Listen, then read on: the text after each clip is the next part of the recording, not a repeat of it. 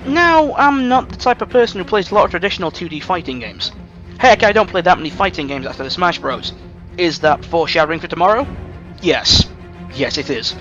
Regardless, I was surprised at the sheer amount of fun I had with Injustice 2. Sure, I could go into the detail about how it's an alternate reality where Superman and a bunch of other DC heroes went evil, took over the world, and forcing Batman to use main reality Justice League members to fight back, but you don't need to know all that.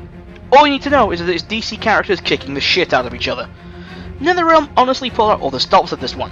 The gameplay is surprisingly intuitive, as nearly all combos are easy to learn, and hardly any of them have a ridiculously long button list you need to memorize.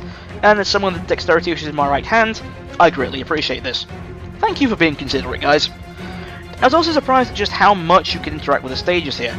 I was expecting simple walls and stage hazards, not tons of things you can pick up and throw at opponents, things you can swing off, things you can vault over. Heck, you can even knock opponents into a separate fighting arena, dealing damage to them in the stage transition.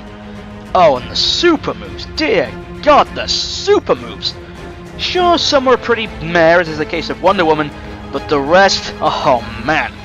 Harley Quinn's is insanely brutal thanks to the first-person shots, Superman's is a nice little shout-out to Man of Steel, the Flash essentially gives a giant middle finger to physics, Batman's basically throws his no-kill route out the window, and Supergirl's, yeah, they're dead.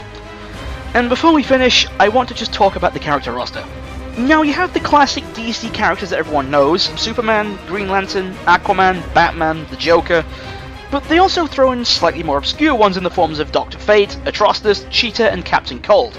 And then we have the Premius again, with some giving us other characters who have used the same alias, like with Jay Garrick and Jon Stewart, and the rest are completely new characters. Bizarro, Power Girl, Mr. Freeze, Reverse Flash, Black Lightning, even Grid and Vixen. And then the DLC went crazy, giving us Darkseid, Red Hood, Enchantress, Atom, Black Manta, and Starfire. And of course a small number of guest characters also joined the roster. Now, while some were expecting Mortal Kombat regulars Sub-Zero and Raiden, I guarantee that nearly everyone was taken off guard with the reveals of Hellboy and the Teenage Mutant Ninja Turtles. And yes, this does mean you have a video game where Hellboy can beat up Captain Cold. You'd be lying if you said you weren't interested.